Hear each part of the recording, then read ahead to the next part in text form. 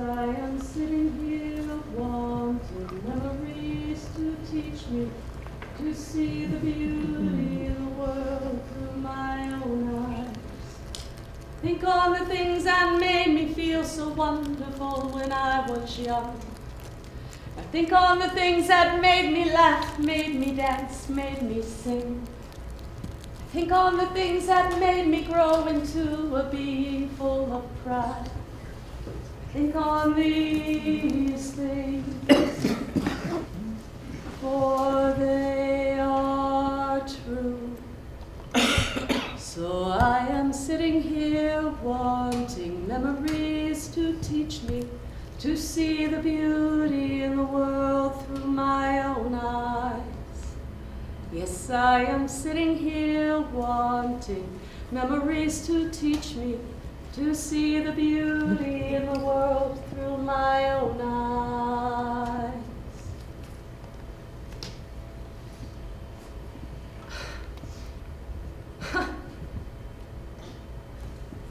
I do not know how the random black man came to be tuning our baby grand piano in our fashionable beige, so it doesn't show dirt, living room.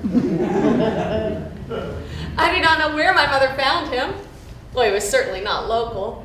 His kind didn't linger long in Valley Station. I do not know if it was ignorance or bravery or just a severe need for cash that possessed him to drive his car from elsewhere to our newly minted white flight suburb, to our fashionable beige, so it doesn't show dirt, living room. I'm 5 years old, and I'm thinking, maybe he jumped out of the television set because I have seen colored people on TV before, but never in real life in living color. I always knew one day somebody would jump out of that box and be my real friend. And here he is now. Here he is. I see his mouth move, his smile. He has a glass eye. Sammy Davis Jr. has a glass eye. I hear his voice, his laugh. I do not believe he is real. I want to touch him. I scooch across the beige carpet. He works, tunes with a wrench, moves from the body to the keyboard of our baby grand, adjusts the strings, tests the keys. He does not notice me.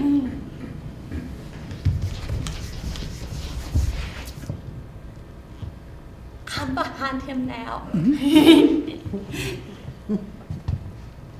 I keep looking at this little piece of skin, hairy, dark skin between his sock and his pant leg, exposed in intermittent flashes as he bends into the torso of our piano. On my hands and knees, I study it. I can touch it from here. I decide to. With Sistine grace, one brave index finger slowly begins to span the gap between a 5-year-old suburban white girl and a black man's ankle in 1965. Teresa Marie! My father stands in the living room doorway and catches me milliseconds before contact. The piano tuner spins around and spies me, mortified at his feet, and laughs. His smile colors in the beige. Now come on, back into the kitchen and let the man work. Aw, she can watch, sir. I don't mind. Mama comes in from the kitchen. Don't you want to come back into the kitchen? Don't you want to come help Mama? Mama looks at Daddy. I look at Daddy. The tuner looks at Daddy. Well, you can watch from the couch, young lady. I sit on the beige sectional.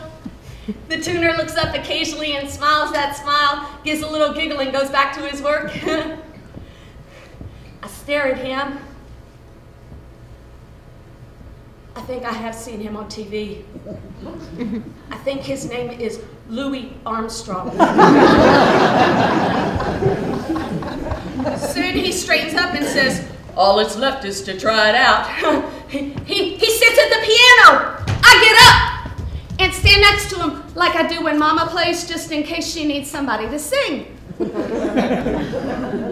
His big, dark hands look so foreign as they stretch across our baby grand ivories. He plucks some chords, runs some arpeggios, and then he starts to play. It's like a bomb went off in our beige living room.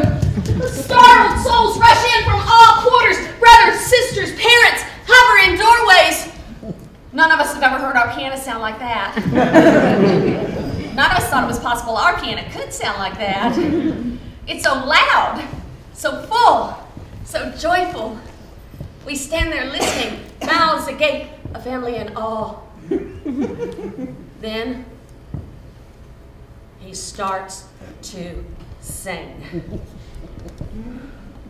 You shake my nerves and you rattle my brain.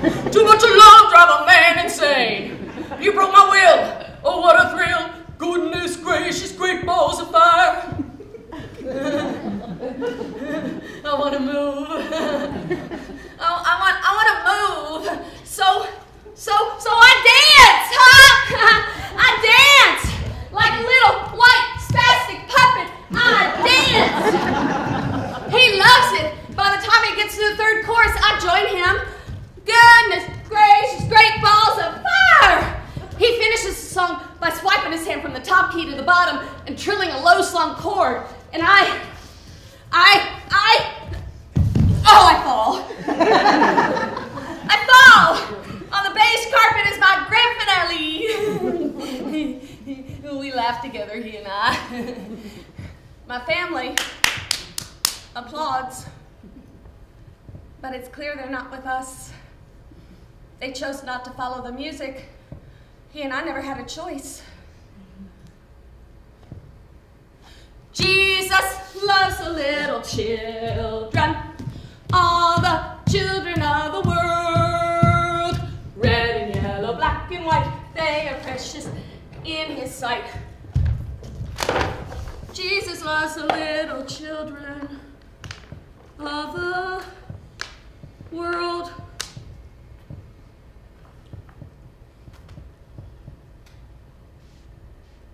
He had a dream. It seems like a fine one to me. The facts are sketchy about this new dead guy. My third grade teacher said, he's good for the colors, but now he's dead. I wonder where the yellow children live. How odd they must look with their Crayola-defined skin. I line up my crayons. Red and yellow, black and white. Why doesn't the song mention the flesh-colored children? All kids I know are flesh-colored. He had a dream, and he tells us about it before the war footage and the casualty count. He entrances me. He was a preacher. I love this new dead guy because he's like Jesus, killed by the bad guys because he's too good. But the library had nothing on him or his dream. So mystified parents consent to a book order. A freshly minted biography offered by the church. I read the book and learn that flesh-colored people are white. Huh. Colored people are black.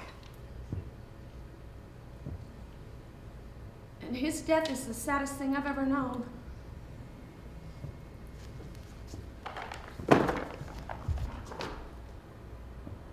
All I knew about black people before Martin Luther King was assassinated was this. They used to be slaves. Abraham Lincoln freed them. Never call them niggers. Never even say nigger. Nigger is a very, very bad word. You're supposed to call them black. That is what they want to be called now. Daddy says that he doesn't understand why they're always changing what it is that they want to be called, but the least we can do is honor their wishes. So they used to be colored, and then Negro, and now black. But when Mom and Dad were growing up, they used to call them niggers. They didn't mean anything by it. It's just what you called them back then. It was short for Negro. But now, it's very, very bad. Never, ever, ever say nigger.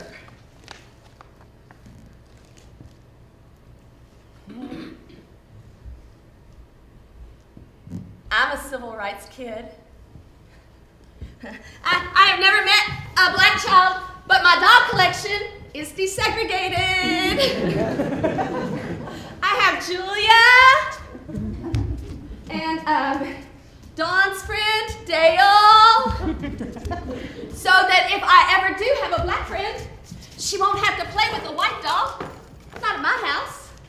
Yeah. I am a civil rights kid.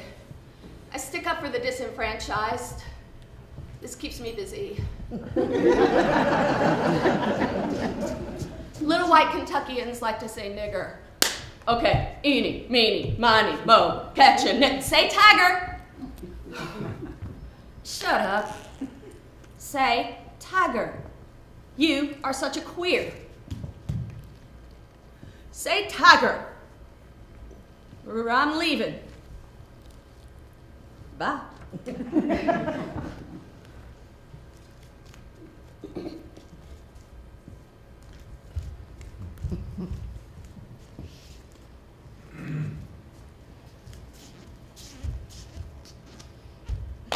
I'm a civil rights kid. I play alone on days like this with my desegregated doll collection. Oh, I love this song. So do I. Let's dance. Okay. It is all that you never, never knew before. After 4 years of leprosy, to lust to get so now I'm gonna teach you all about loving. She's up, down, big, see. All you gotta do is be ABC. Hey! Where'd she come from? I ain't never seen her before. But in the Saturday afternoon go round at the skating rink, there's this one black girl skating around in circles like everybody else, but nobody's skating with her. Nobody's talking to her. So I go right up, hey! Hey! And introduce myself. Her name's Denise. She's from Chicago. She's here with her brothers who are here with friends of their family, but that family doesn't have any little girls for her to play with. Huh. I know what that's like. I'm here with my sister. She always dumps me 2 seconds after we get here. Denise wishes she had a sister, but not one that acts like that. We keep skating together until they play, yummy, yummy, yummy, I got love in my tummy. She hates that song too. So we go play pinball, now we get some candy, and we eyeball a couple of teenagers making out.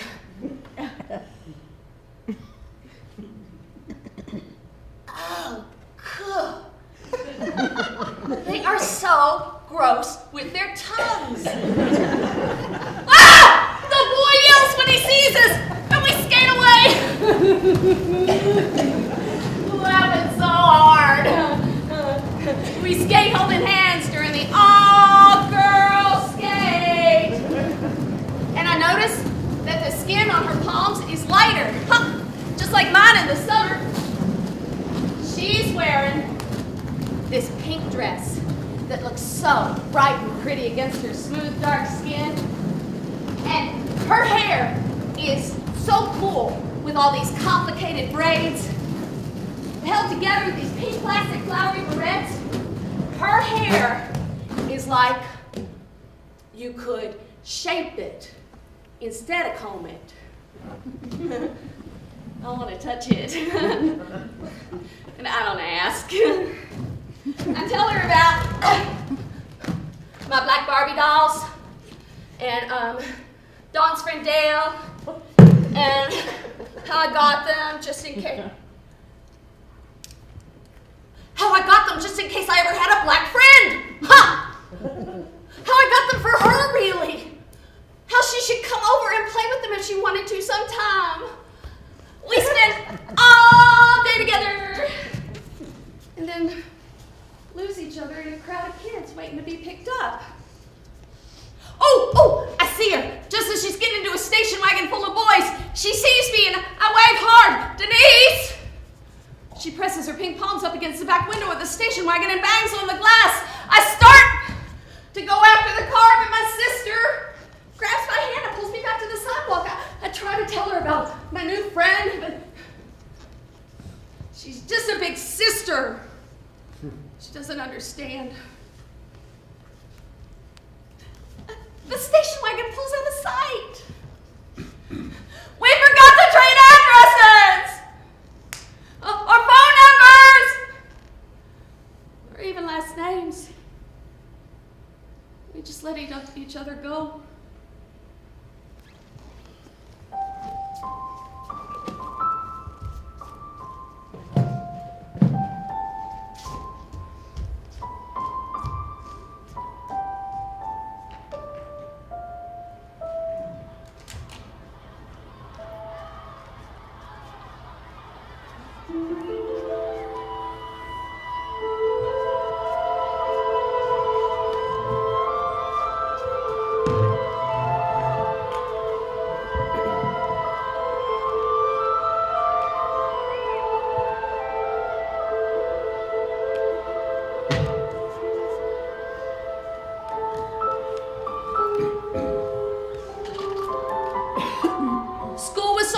Today. Last week, Mr. Julian assigned To Kill a Mockingbird for English class, which I had already read twice. I went on and read it again anyway because I love it so much. Not to mention, it's my favorite movie. I see it every time it comes on. I have seen it 6.5 times. When I was a little kid, I used to look in the knotholes of trees to find carved statues of myself like Scout and Jem did. I convinced myself I had my own Boo Radley. Carving me toys, watching out over me from afar, too shy to come out in the open. Well, I was so young when I first saw the movie, but Daddy explained it all to me, except for the sex part. I just figured that out here lately. Daddy's good at explaining things. Like Atticus Finch, the dad in To Kill a Mockingbird. Atticus Finch is played by Gregory Peck in the movies. He's a lawyer for this black guy named Tom who's wrongly accused of rape by a white woman. And the story happens in Alabama in the 1930s. So it's even worse for black people then than it is now. Daddy said it didn't even have to be Alabama. He said even New Jersey was bad. Daddy said when he was a little boy, his dad was a member of the KKK. But it wasn't because of the black people, though. It was because all the Irish and Italians were taking all the jobs, is why Grandpa joined. Daddy says he still doesn't think it was right now that he looks back on it, but nobody thought anything about it then. Even though they treated the immigrants in the North almost as bad as they treated the black people in the South. But, you know, after a while, it just kind of wore off, because after a few generations, everybody was just white. Except for black people. Anyway, I knew more about To Kill a Mockingbird than anyone in class. You could tell Miss Hammy Dressler hadn't even read it. And you know what? I thought everybody at least had seen the movie, but really nobody had. I mean, Daryl Sims said he doesn't watch anything in black and white except for Andy and Mayberry. Everybody watches Andy and Mayberry. Anyway, it was like this whole discussion between just Mr. Julian and me. We talked about how little Scout stopped the lynch mob that was going to hang Tom without even knowing it. She just recognized one of those white trash bad guys, Mr. Cunningham, and she just looked him in the eye and she said, "Hey, Mr. Cunningham, my name's Jean Louise Finch. Remember me? I go to school with your son, Walter Cunningham. What are you doing here, Mr. Cunningham?" And then Mr. Julian asked everybody why that stopped the lynch mob. And I swear I waited for somebody else to answer. They all just stared at him like he's standing up there stripped naked. Finally, I raised my hand and said it's because he couldn't do bad things in front of a little kid. And then Mr. Julian said it better. He said, in the face of such innocence, the mob could not continue their heinous agenda. Heinous. I like that word. Pammy Dressler's new shoes are heinous.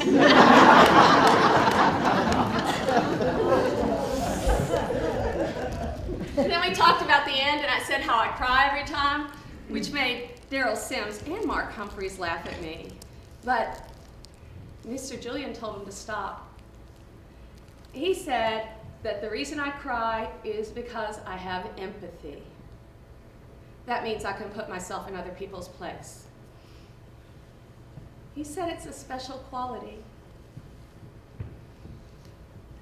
I can't help it.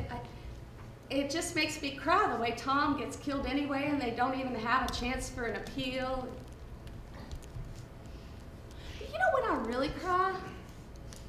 I cry when all the black people in the balcony stand up and the preacher says to Scout, he says, Scout, stand up. Your father's passing. And they all wait quietly as Atticus Finch leaves the courtroom.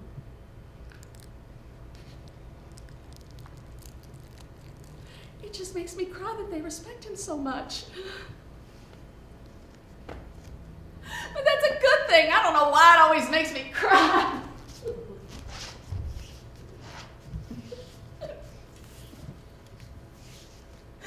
I know. I'm so weird. Does anybody else hurt inside when they think about black people and everything they have to go through? I mean, does Daryl Sims even think about it? Seriously doubt it. If he did, he could never tell anyone. I mean, I think it'd be bad for me, but he's a boy. He can never show his face. Well, what if he is like me? What if he hurts too, but he can't tell anybody either because we're white? You know, what do we have to complain about? Maybe that's why he's so mean all the time and tells all those awful jokes. Maybe he hurts too, but doesn't have the empathy to understand why.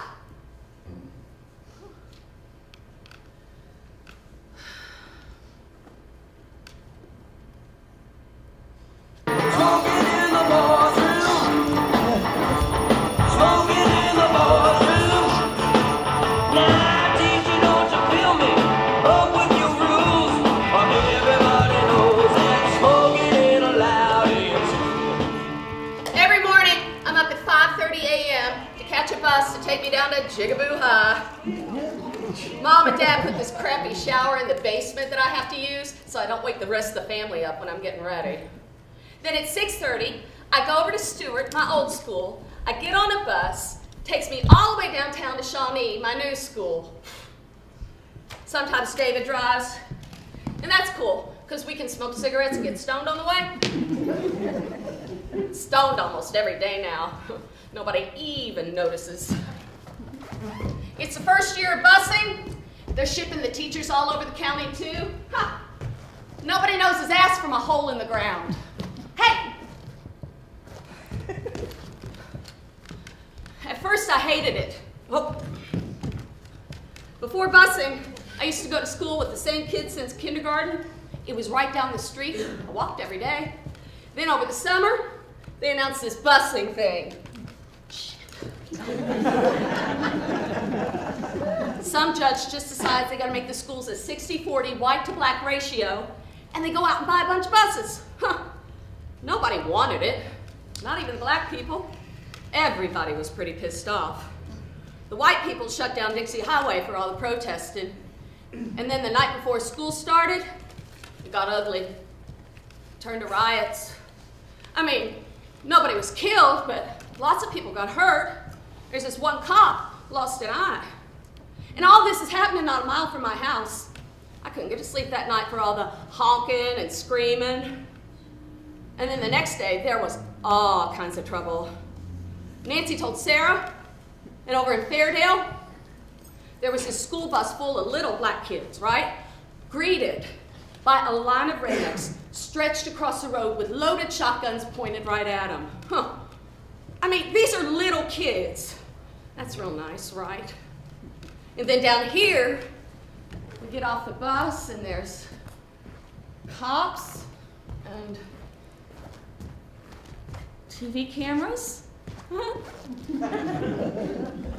I was on NBC News that night. Oh, but it was a mess. I mean, all because of the whim of one guy. I mean, I understand the thing about the system of checks and balances and 3 branches of government, but when one judge can make an entire county full of people do something that the overwhelming majority opposes, and I mean every man, woman, and child old enough to have an opinion, vehemently, violently, from every square inch of their soul opposes. I don't know, when some judge sitting in a room somewhere can do that, somebody's checks are way out of balance. And it's not like we could afford all these buses and all this gas. The school system was broke before. I know. Why don't we just give all the money from all the buses, just give it to the city schools, and that way we can all stay home? Whatever happened to the goddamn energy crisis? That's what I'd like to know. But there ain't a damn thing you can do about it. I'm only getting bussed down here for a year or so. I figure I'll make an adventure of it. It's actually kind of cool down here. The school building is really big and old. It used to be a fancy girls' school back before World War II. Kelly's mom went here. They have a pool. Classes are easy. I've got mostly A's, some B's. Nobody cares if you cut. Heck, as long as you stay out of trouble, nobody bothers you about anything. And I'm weirdly popular. I mean, all the white kids come from 4 different schools, so it's like a clean slate socially.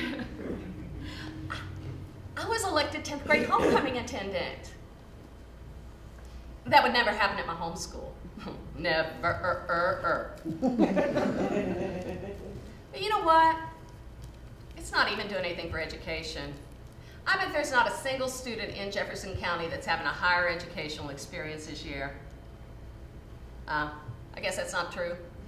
I guess my experience is way higher, right?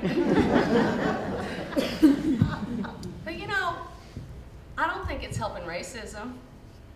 I think racism is worse than it was before busing. I mean, we had black families in Valley Station, more all the time. I was even friends with Teresa Willis.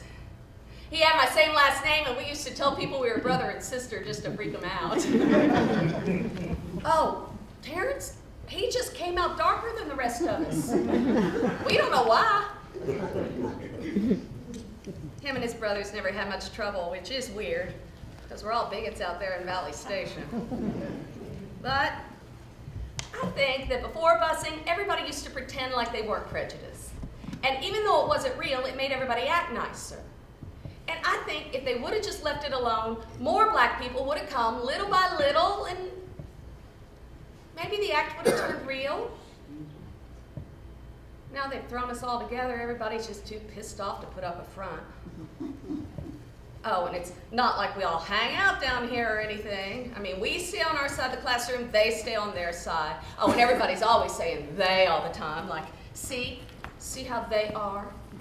If a black person says it, you know they're talking about whites, and if a white person says it, you know they're talking about blacks. You know, despite all that, though, there's really not that much trouble, all of us together down here. I mean, everybody talks real big till everybody's in the same room, you know? Only weird thing was in history class, we were studying about the Holocaust, right? And Tammy Brown says, I don't understand why they hated those people. They're white. I know, but she said it all innocent-like. I mean, she didn't even know what a Jew was. I mean, heck, I was 14 before I knew they weren't just like Methodist or something. I mean, Jesus was king of the Jews, right? We thought everybody was Christian. We didn't know any Jewish people, and we didn't know anything about any kind of bigotry except for black and white. And if you weren't black, you were white. So the black kids were understandably offended. And Miss Lucas, she's white. She was busted in from Butler. She about shit her pants. And Tammy was so embarrassed because she didn't mean it mean-like, and you could tell. I mean, she's ignorant, not hateful. So she apologized, and then one of the black kids said something about being half Jewish and said that she could apologize to the Hebrew nation, on behalf of the Hebrew nation, to him. So we all, you know, it's not that bad going to school down here. Sometimes it's kind of fun. I used to want to go back to my home school, but I cut class and visited there the other day. It's just not the same place. Lots of my friends that didn't get bused, they just went over to the next county or one of those new freaky Christian schools. All the good teachers are gone, declared surplus. Teresa Willis is still there, though. I saw him hanging outside the cafeteria. He's got a lot of new friends. There was this black girl hanging all over him. She had a big butt. But she was really pretty. I went up to say hi, but he wouldn't talk. He wouldn't even look up. His other friends just laughed at me. I was so embarrassed.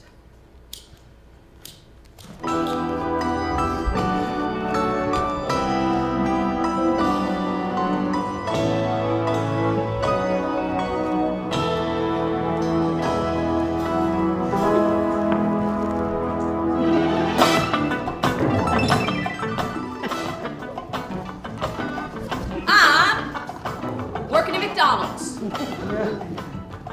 over college break. I meet this really cute black guy.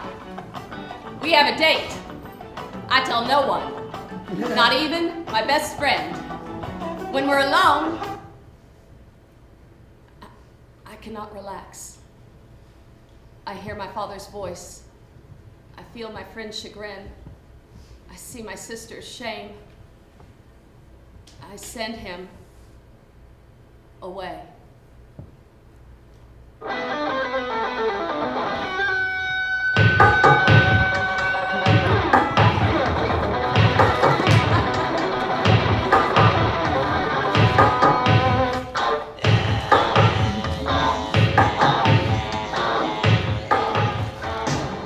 He is the bartender.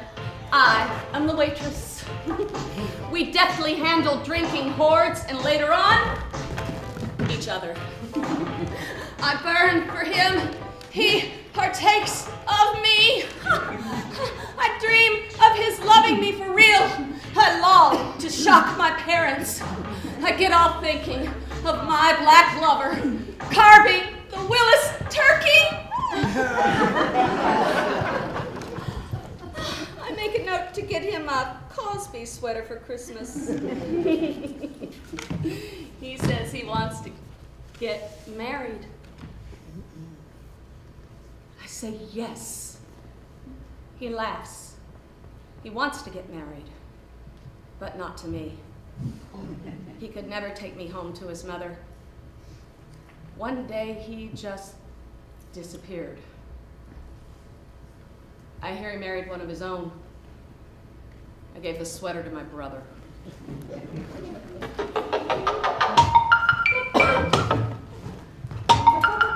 I can't stand the rain against my window,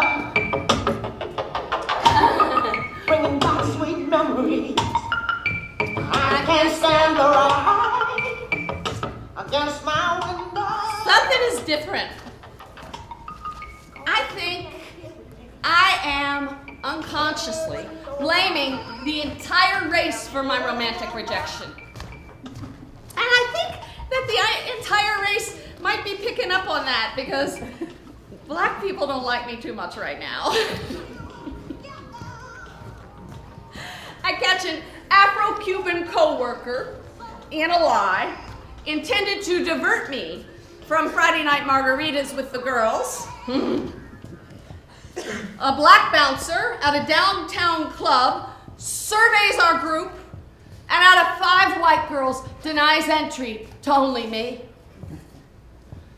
A criminal of color with someone else's blood splattered on his clothes attacks my date and I on 42nd Street, says he wants to cut us up just because we're white, and I want to scream. It's not me. I'm not your enemy. I would have married you. I have black Barbie dolls.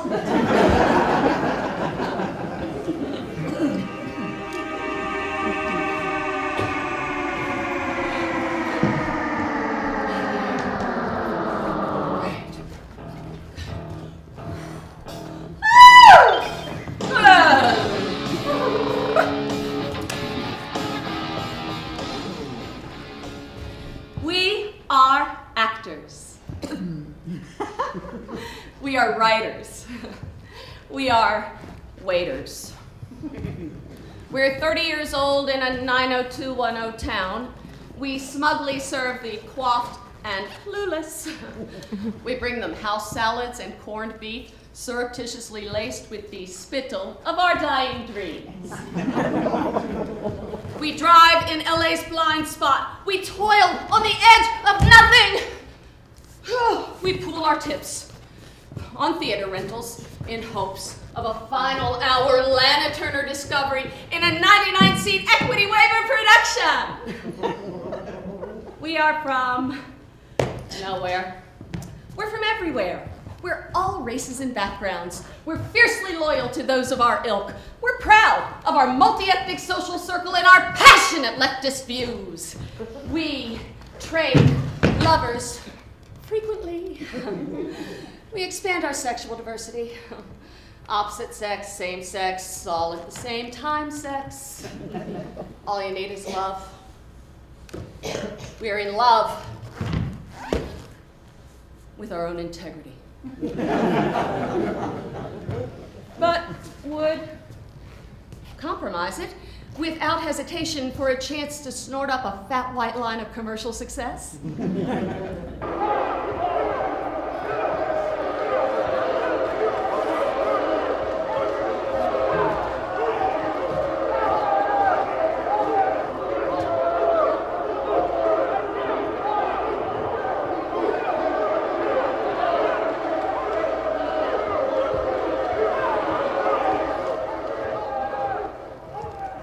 Last night I slept with a racist.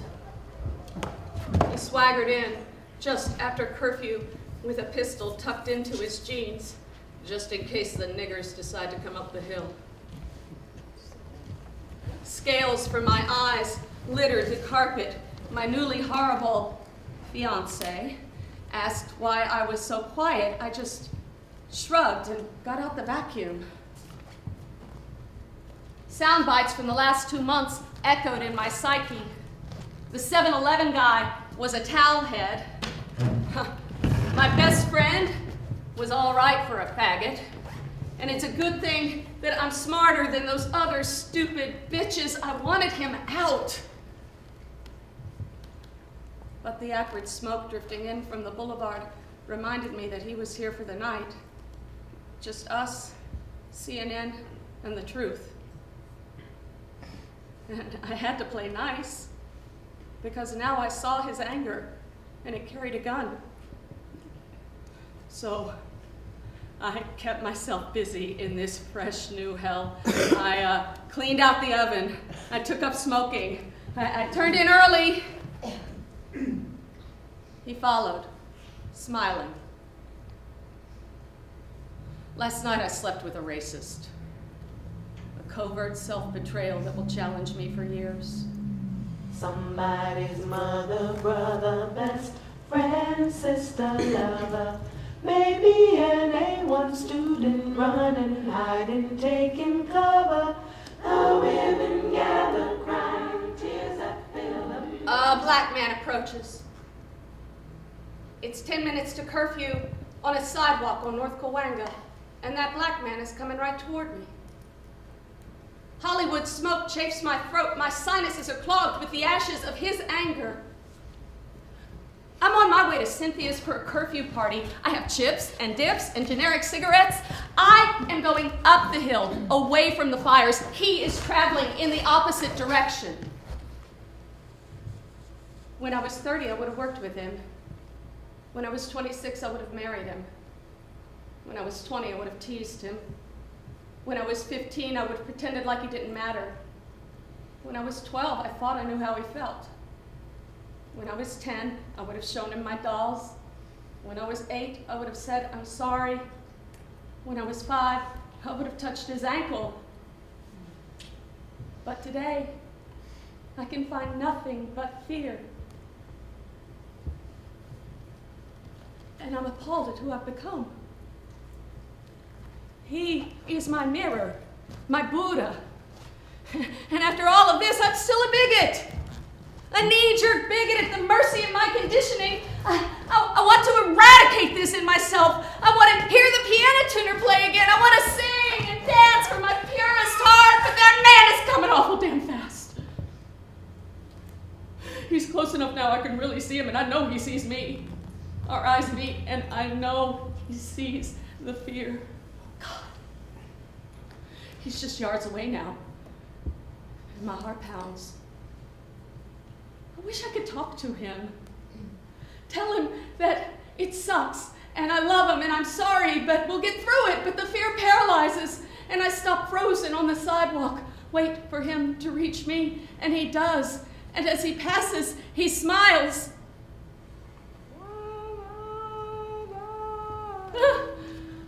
A smile so warm and beautiful that it colors in the beige of Cahuenga Boulevard. So loving and gracious that it colors in the beige that bleaches my heart. I smile back and we laugh together, he and I. I turn to watch him walk swiftly down the hill. He looks back once, still laughing.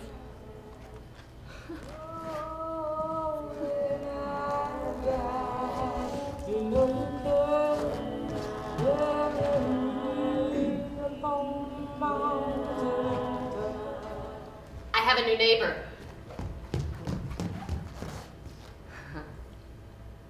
She's been moving boxes from her car by herself for 2 days. She wedges the box against her tiny hip, unlocks the door, disappears inside, and reappears. She's so beautiful, dark and exotic. TV star body. Wish I had a body like that. Wish I could have that body. She turns and looks up at my window and waves. Hi. I wave back. So busted. Hundreds of tiny braids dance around that face as she laughs at me, shaking her head. God, those braids are so cool.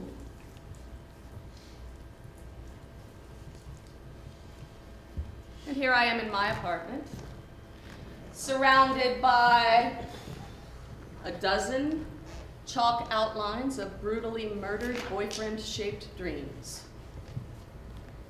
I surrender.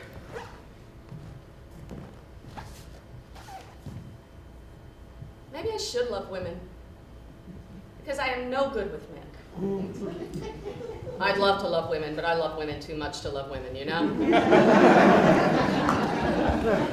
I don't want my chalk outline on some woman's apartment floor. I don't want to stomp on any Teresa-shaped dreams. And Mom and Dad are far too old to deal. It could take years, and we don't have years. And everybody wants another wedding. Everybody's looking forward to the last wedding. Nieces vie for flower girl status. Nephews beg for more boy cousins. So, obviously, the happiness of my entire family rests in my hands. But she's so beautiful, my neighbor. Yeah, think that one through. Mom, Dad! The good news is I'm in love. The bad news is she's black. What's that? Why, of course we'll have a wedding. Invite all of Valley Station. Pammy Dressler, Daryl Sims, cram them into the church, let them see me wed my Negro lesbian life partner. That's a sitcom whose time hasn't come. How do you even go about that? How does that even work, this seduce the enchanting neighbor thing? Do I pop across the way and ask for a cup of sugar? Do I wait for an earthquake to shake us all out into the courtyard in our sexy pajamas? Or I could just go down there and ask if she needs some help. I mean, she's moving by herself. That's gotta suck, right? Hi, I'm Teresa. Do you need some help? Her name's Denise. She's from Chicago.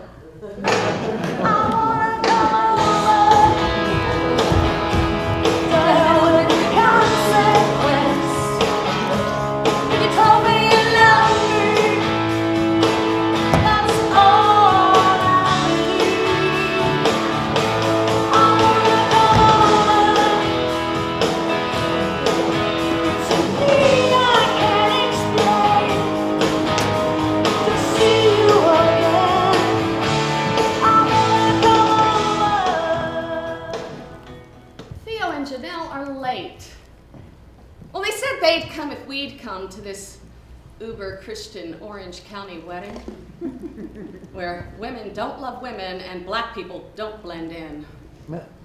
Janelle said we'd all be tokens together. She said we'd have fun being subversive and superior. But without them, I just feel outnumbered. Why were we even invited to this thing? So they could look hip, open-minded, love the sinner, not the sin. Denise says I'm being whiny. But at least Theo and Janelle and Denise don't have to tell people they're black. The white femme bisexual girls gotta keep coming out and out and out. It seems like every 5 minutes I'm fending off some goofy Republican guy lumbering up to ask me to dance. No, no thank you. We're together. No, not friends. We're a couple. Well, of course we like men, but we just... No, no, thank you. No, we're not into that. Thank you.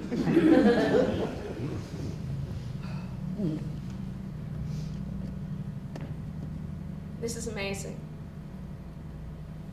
This is like nothing I've ever known.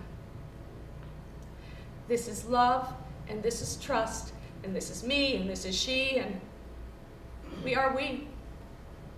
It's been over a year now, we're definitely a we. I look out at the impossibly perfect bride and groom dancing the first dance, and I realize that this is the first wedding I have ever attended where I didn't feel a sliver of envy. I don't want to be her. I don't wish I had him. I only want what I have with Denise. No, it's not perfect. We still haven't told our families. My mom and dad have no idea. But they think my new roommate is really sweet. Her parents are military, so we're all don't ask, don't tell with them. And we're so different. You know, I'm an artist, she's an engineer. I'm messy, she's tidy. I cook, she orders out. I'm white. You know, the weird thing is, we hardly even think about the racial thing. I mean, granted, it'd probably be more of a big deal if we were out to our families, but when it's just her and me, it's all connection. I look at her now, so beautiful. My foot finds her ankle under the table. She smiles into her vegetarian entree. And we both see the future. Frilly dresses crumpled on the bedroom floor. Lipstick smeared in all the right places. And for a moment, I forget about being a token, a subversion, an outsider. When Theo hugs me from behind, "Where have you been?" Later, he says, as I drag his ass to the dance floor. Oh, would-be right-wing suitors watch askance as the happy, silly lesbian dances with the tall, refined black man. Over his shoulder, I see his wife talking to Denise, but Janelle does not look happy or silly. Janelle looks violated. She tells the table they had to go home and change clothes because they were stopped by the cops in their new white Lexus. Theo was forced to the pavement, had a foot on his face, one of his best suits ruined. The children were terrified to see their daddy treated like a gangster. The cops said it was a seatbelt violation, but Janelle knows that the car was too new, the clothes were too nice, and the niggers too uppity.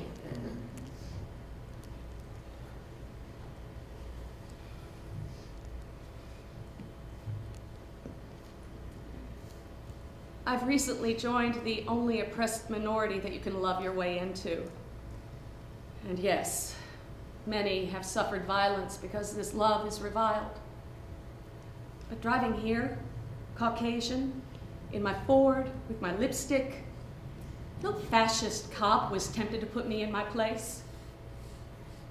Denise admits that's why she always lets me drive. The story reverberates throughout the white wedding.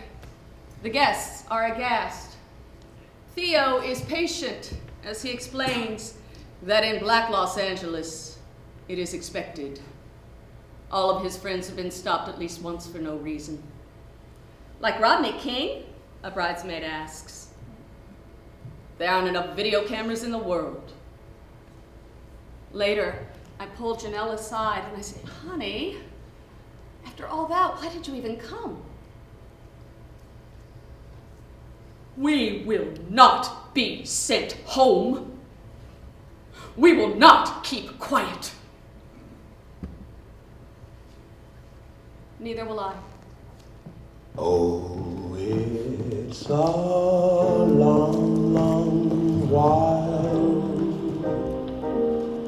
from May to December, but the days grow short when you reach September.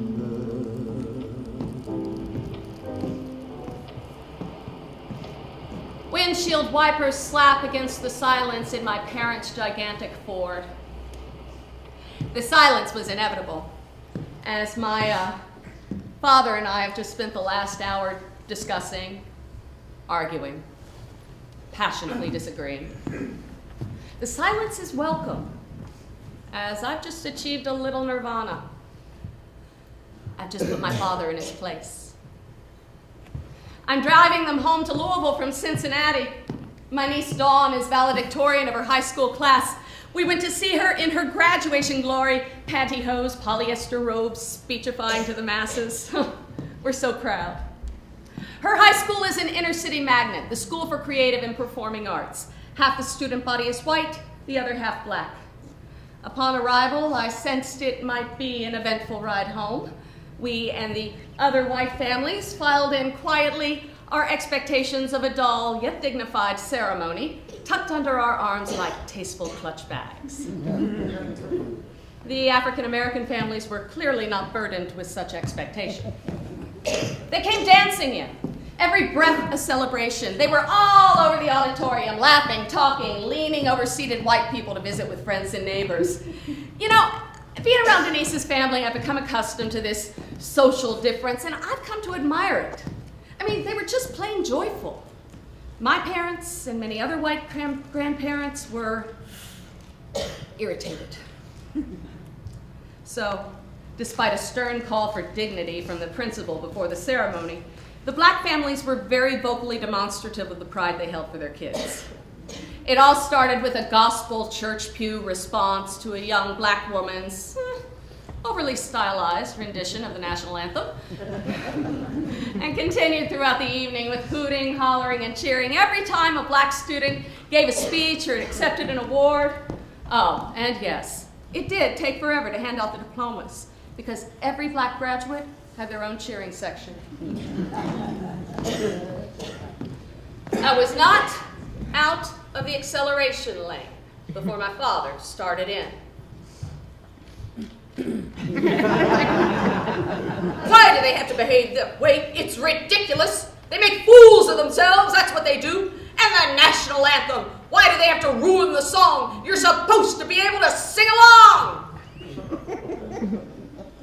I took a couple of breaths as my mother added something about those people stealing the shopping carts and dumping them in the lake near our condo in Florida. They continued their rant, and I couldn't believe these were the same Christian parents that were all love thy neighbor when we were kids. I mean, I listened to a few more minutes to talk about welfare and bootstraps and dropouts and guns, and finally I couldn't listen anymore. Okay, Daddy. First of all, they didn't ruin the ceremony for everybody. I mean, can't you see that no matter how disruptive it might be for us, this is how their families show their love? Oh, no, Daddy, they don't care what we think, because they don't have to. Think how good that must feel. They don't have to care what white men think anymore, Daddy.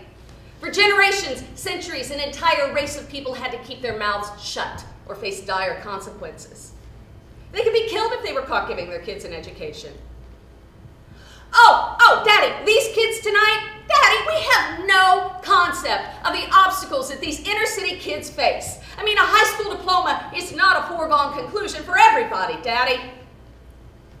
Tonight we saw over 100 black kids graduate from high school. Can't you see how somebody might think that's something to cheer about? Not that he ever let me disagree with him for that long without interrupting. We went back and forth for miles, but try as he might, my daddy could not come up with a justification for his bigotry that I could not handily refute. Oh, he never ceded to me. He actually resorted to attacking me and my politics rather than admit he was beaten. And this nearly brought my mother to tears. And as there's nothing more painful to anyone in my family than my mother's tears,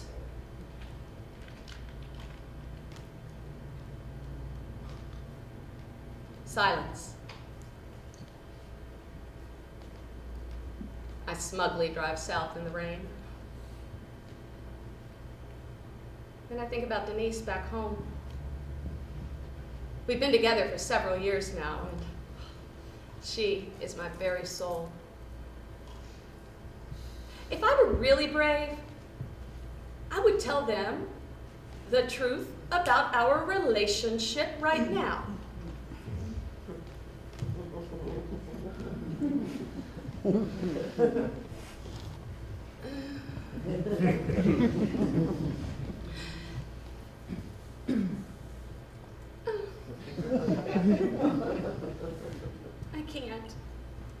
I can't. I mean, maybe if he were 60 and I were 20, but he's 77. I don't want to lose my daddy before I have to. I look in the rearview mirror at the tiny, silent old man in the back seat, and I wonder, whatever happened to my tolerance-preaching young father? I mean, red and yellow, black and white, right? My daddy is a good man, but I cannot deny the shift that has happened. As he ages, I see him embrace his bigotry like a birthright. Children now grown, he's no longer compelled to accept the popular civil rights rhetoric that I brought home with my weekly reader. Instead of being faced by a questioning innocent in a perfect white flight baby boomer suburb, he spends his time on golf courses with other old white men, spewing right-wing rhetoric. See, I thought my daddy was Atticus Finch. When I asked him why white people are so mean to the colored people, I thought my daddy was Atticus Finch when he said that those white people are ignorant and afraid and wrong. I thought my daddy was Atticus Finch when he said not all white people are mean to the blacks. I thought my daddy was Atticus Finch, but as he ages from earnest young father to old white guy, he's more like one of those white trash bad guys in To Kill a Mockingbird. He's more like Mr. Cunningham.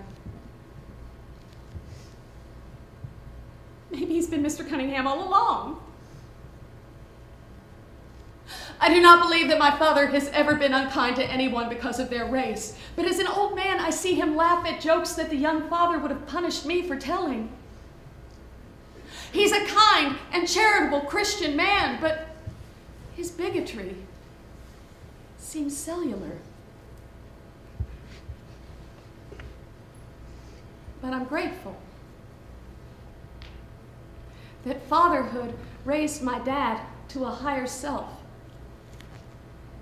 that he pulled it off, that my daddy tried to be Atticus Finch for me.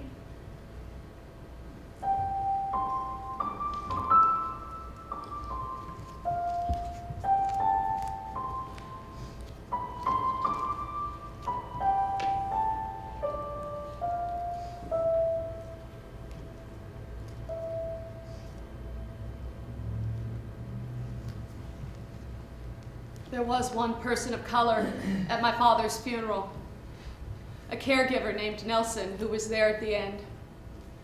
Our eyes met over the hospital bed as I helped him clean and weigh my tiny, fading father. Daddy was a favorite among the staff. He always joked around despite his discomfort, and his blue eyes twinkled bright like he had a direct line to God.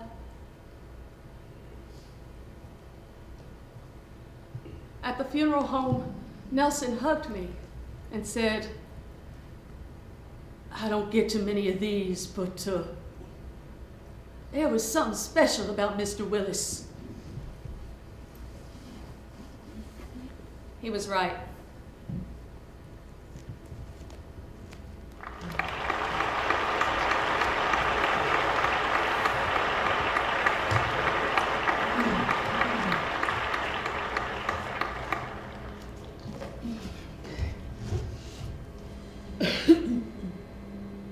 A black man approaches. It's 10 years since the riots. I've just read this work. I've just claimed my right to a portion of his pain. And I think he wants to talk. I'm afraid he'll attack me. I mean, who am I to identify? What right have I to his pain? Spoiled white girl, riddled with liberal guilt. Stay on your own side of the city with your two black friends. So what if you hurt? We don't care if you hurt. We hope you rise with the guilt of your ancestors, of your parents, your own damn self. And yet he approaches. His wife hangs back, unsure of me, I think, but his eyes are kind. His approach is earnest. He introduces himself and asks me, "Why did you write this?" "Because it's mine." And he smiled a smile that warmed the fear, that colored in the pain. I smiled back and we laughed together, he and I. His wife beckoned, time to go. He tossed me a wink and walked away.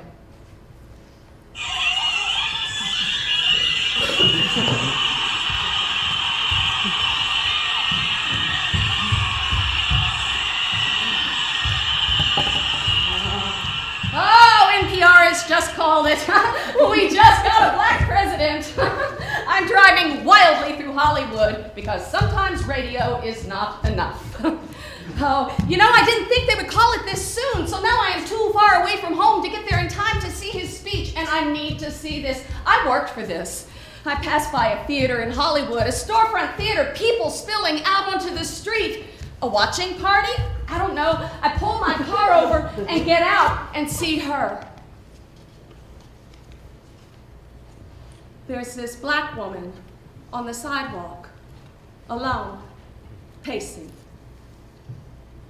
She's kind of yelling to herself, unintelligible utterances of what? She kind of seems crazy, schizophrenic, but I don't see a shopping cart. And she's well dressed, 40-ish, normal looking.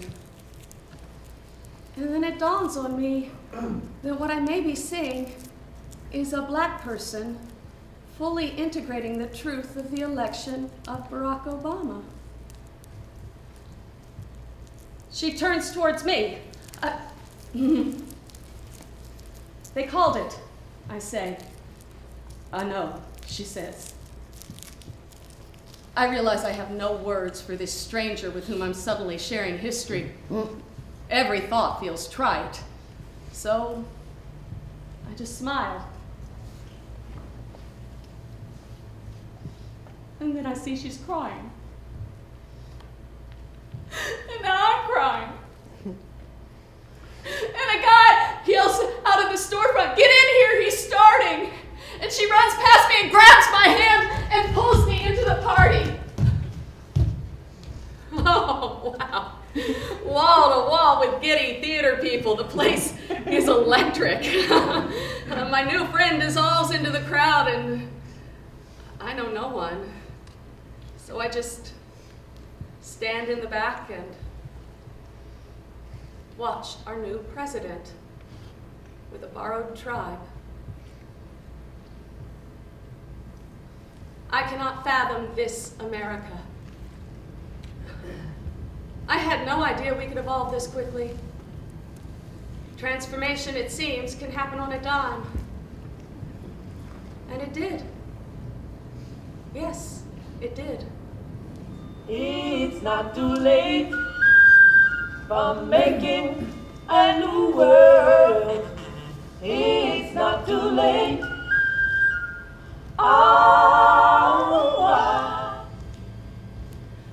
For a couple of months after the election of Barack Obama in 2008, the media threw around the phrase post-racist America. Kind of cute of the media. To imagine this healing to help happen in one fell swoop, centuries of sin washed clean with one election. You don't hear it much anymore, except ironically. But they didn't get it from nowhere.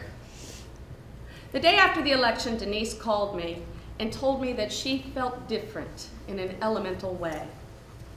The change was subtle and strong at the same time, like something constant she'd always known, a ticking and itching, a droning, something that had been a part of her being for all of her lifetimes was suddenly gone.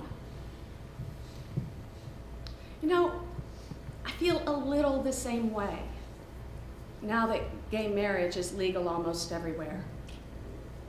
I mean, I had no idea the silent apology I made to myself about my relationship until some judge, sitting in a room somewhere, validated me. And it won't be long now. I mean, no matter what, we're on the right side of history with this one. And it's such a testament to how quickly people can simply change their minds. There's no real reparation for the sins of our fathers. But it makes me feel like peace in our souls is possible. But hate does not go quietly. Racism, it seems, to be coming out of the closet. Trayvon Martin, Michael Brown, Eric Garner. Still so much strife, so much divide, so many people defending their right to hate. 40 years of bussing the kids back and forth. And yeah, I guess it's made us a stronger city, but still, we self-segregate. Still, we mostly keep with our own. My granddad was a member of the Ku Klux Klan. And after my mama's funeral, my cousins told me the rumors about our black relatives across town. And from this I came. From secrets and violence and fear of the unknown. From the grabbing of mine and the taking of yours. From this we all came. We're all racist. And it hurts. Wounds of the past still irritate and then mutate, and new generations invent new names to hurl in the schoolyard, cut new wounds that will render hot, fresh hatred. Hope is lost and found 1,000,000 times a day. And I find grace in my piano tuner. He always finds a way to color in the beige. I thought that you were gone, but now I know you're with me. You are the voice that whispers all I need to hear. I know a please, a thank you, and a smile will take me far. I know that I am you and you are me, and we are one. I know that who I am is numbered in each grain of sand. I know that I've been blessed again and over again. So I am sitting here wanting memories to teach me to see the beauty in the world through my own eyes. Yes, I am sitting here wanting memories to teach me to see the beauty in the world through my own eyes.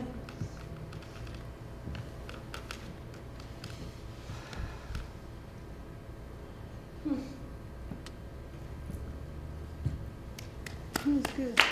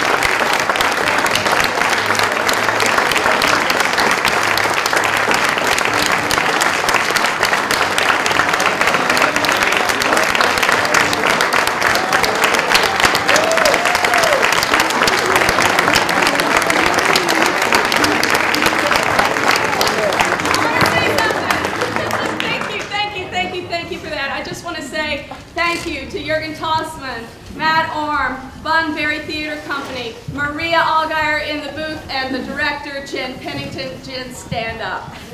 There you go.